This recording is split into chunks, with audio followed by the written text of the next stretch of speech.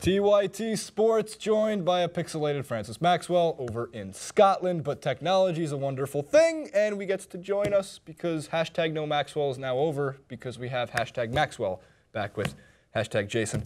The Premier League strikes a new deal with NBC Sports, which will obviously have an effect on the MLS. And of course, I think this is great news, at least for the Premier League fanboy inside of me, who does not like waking up at 4 a.m. to watch Liverpool play Chelsea when that happens to be the noon game over in England. So here's the quote for context. It's really not that fun, but I'm going to read it anyway. On Monday, NBC Sports Group announced that it will remain as the exclusive home of the Premier League in the U.S., as a 6-year extension has been signed with the Premier League to continue the coverage which began ahead of 2013-2014 season, and it will be extended through 2021 to 2022. And once again, all 380 Premier League matches will be available annually on multiple NBC Universal platforms. If you have NBC Live Extra, you're going to be able to watch every Premier League game, and you can watch them on demand now, too. I think that starts next year. But what's so great about that, again, is the time difference, because that was the one major killer that I always saw with the Premier League. And the last point about that was, remember how the ratings were for the World Cup this year because the timing, even in California to the East Coast, just right in the middle of the workday, so people got to, they were just going to lunch and watching the U.S. play or any of the World Cup games, and viewership went through the roof. Same thing could happen here with the Premier League. Francis, what do you think this means for the Premier League? What do you think it means for the MLS? Well, I think, first of all, it just emphasizes the growth. I mean, that's a long contract to sign. It's not just a certain amount of, like, maybe 1 or 2 years. This is taking you substantially into the future, and that's because of the ratings already. I mean, there's a huge fan base for the Premier League in the East Coast. We've seen that, Jason, when we were there doing the kicking and screening. A lot of fans there from certain teams. Were sort of big fan bases for like Swansea teams that you support just all over the East Coast. So the time difference doesn't affect them as much. But now, with this new, obviously, policy in place, they're going to be able to watch it whenever they want. And that's just going to put the ratings through the roof. And yeah, you're mentioning it might be a little bit worrying for the MLS, and I will go on to that point in a minute. But I think it's just emphasizing the growth of the game. I think that overall, this might be a little worrying for some of the competitive sports, such as like the hockey or baseball. I don't think it's ever going to really replace baseball and basketball or football as much as I would love that to happen, just to annoy Ben Mankiewicz. But the main reason is that it still just emphasizes how much people want to see the most competitive league in the world played over here. And all the games will be watched. I'm telling you, like an Aston Villa Bournemouth will still draw in a large fan base, especially when it's a competitive game, if they can watch it at a certain time, because what happens in the U.S. is people become more attached to teams here, I think, than any other country in the world. So people will now want to follow their team religiously if they have the chance to do it without having to wake up at crazy o'clock like I do to watch Celtic. Right, and that's, I mean, one of the major things is the time difference. And again, there's already a big following for Manchester United in the United States, for Chelsea in the United States. I mean, for any of the big, I guess you can call 6 teams in the Premier League. And then, of course, you run into some people like me who now follow Swansea. And, of course, you're going to find people who follow Bournemouth and all these other clubs.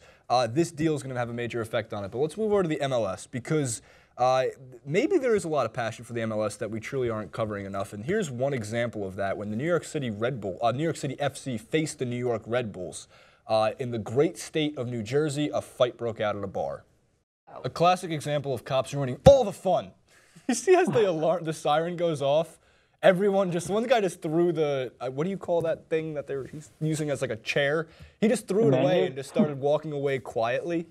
Yeah. Man. From a distance, it looked like a very angry pillow fight, but then I realized that those weren't pillows, they were actually like garbage bags or whatever, and they were just launching them at each other. And I actually got asked a question about this in many different examples. People were like, oh, does this emphasize the growth of the game?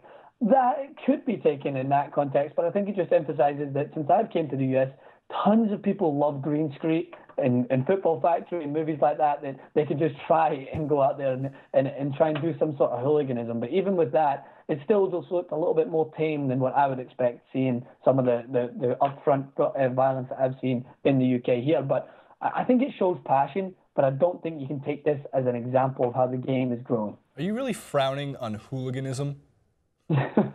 Such a fantastic word. Hooliganism. I love Green Street Hooligans. I know you've talked about that. You don't love Green Street Hooligans. Fun movie. Not as good as Football Factory. Not as good as Football Factory. If you watch Football Factory, that is the original. Okay. Well, then we'll add it to the list of movies I need to watch in my professional football covering career. So the other interesting part of that video, as was seen, was at the New York City FC versus New York Red Bulls game. They had the City of Retirement with a very funny, hunched-over Frank Lampard. Why are they making fun of Andre Pirlo? Even with his beard, he still looks good and hunched over when he's came. But right. It's like, as well as that is true, the retirement home, that is a funny idea to troll the other team. But in the same instance, people need to now watch how Pirlo's playing, because I watched a couple of these games already, man. The guy moves at his own pace already, and the MLS, that league, fits his pace like a glove. He just takes a touch on the ball. He's got about 5 or 6 yards space, and he's just picking teams apart with his passing. And they haven't reaped the rewards as of yet. But I will tell you that although Pirlo is probably older than most of the other players that came in, he, for me, is going to be the most instrumental this season and the seasons to come, because he fits this league like a glove. Well, you're talking about one of the greatest passers in, I guess, European football. Am I wrong here? Absolutely. Correct me? Absolutely. So anybody who's that selfless in a game that has almost no pace at all is a patient player in the midfield. It seems like he can fit into any system, the MLS being probably one of the easier systems for a guy of this talent. Pirlo, I mean, you're making fun of what, as you would say, the most legendary beard in the history of the world, which is quite amazing. No competition. But it's amazing we haven't done the greatest beards in sports history yet, but we'll get there. We have to do it. We will do it. But I wanted to get back to your point that you mentioned about what this means for the MLS in terms of the Premier League signing this long contract. So you could take it in a negative light, because the thing about this league now coming so evident in terms of basically its worldwide stature, because now the Premier League people in the US love the Premier League, right? So big names like NBC and other major statures are bidding for that league, whereas no one's really been bidding for the MLS. I mean, you haven't seen a big Fox or anything go out of their debt for the next 4 or 5 years to try and bring in a major contract to the MLS. That's worrying more so than bringing in another contract of a league like the Barclays Premier League. Well, what's interesting too about that is the next big bid, I think, is going to go to Fox for the Champions League, because Fox Sports Go was able to stream Champions League games, and seeing the success of the Premier League through NBC now through 2022, and a viewership spike of 22%, by the way, since 2013-2014.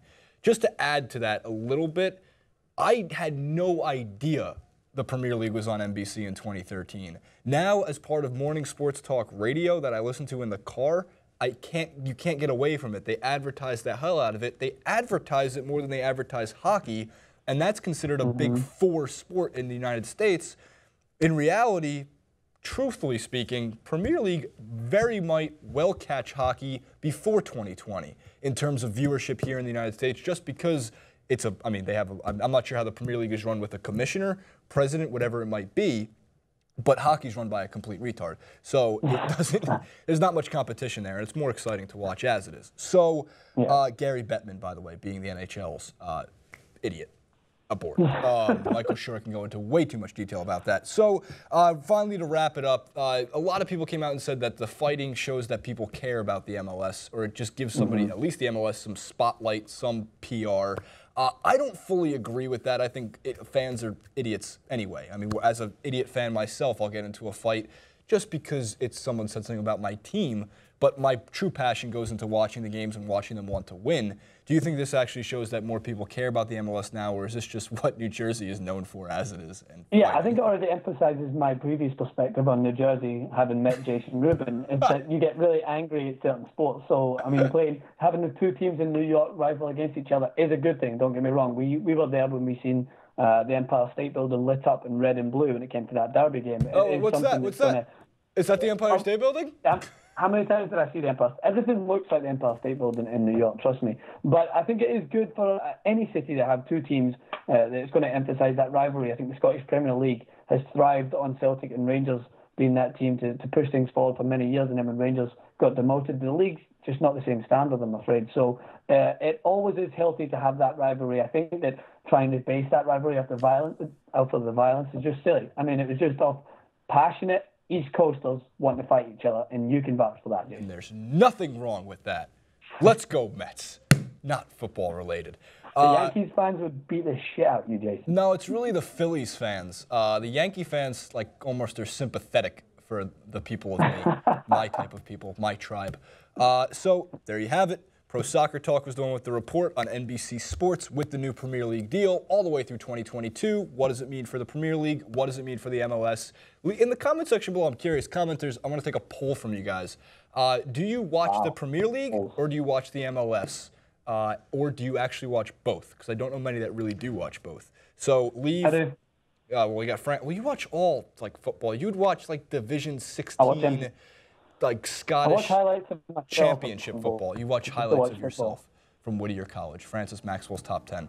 So leave all your thoughts in the comment section below, MLS or Premier League. Don't forget to subscribe and follow us on Twitter at JasonRubin91, at Francis_Maxwell.